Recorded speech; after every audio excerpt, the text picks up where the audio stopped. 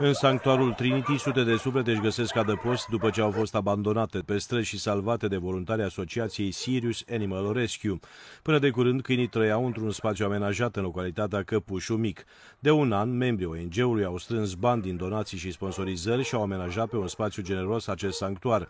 Primii căței au fost aduși deja, iar mulți zburdă liber și se bucură de natură. În curând, sanctuarul va deveni o punte între oameni și animale.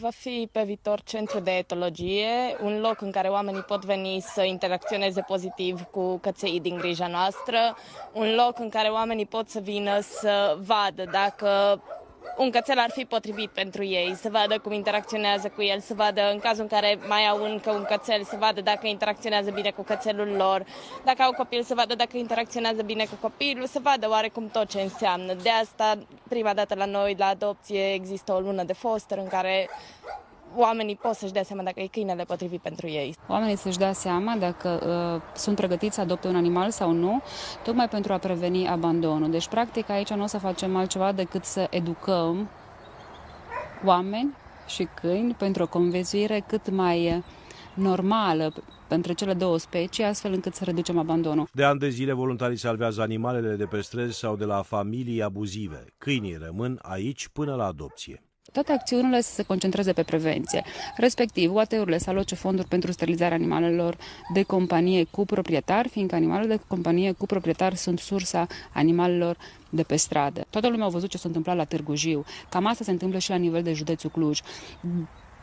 23 de OAT-uri, 23 de primării au afișat pe public, pe site-ul lor, contractele cu hingherii. Voluntarii spun că adopțiile trebuie să fie responsabile. Un animal în casă aduce multă bucurie, dar și griji în plus.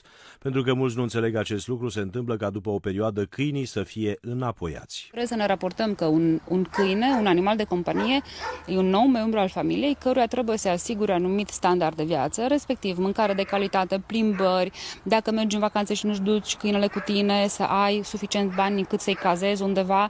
Adopțiile merg foarte prost.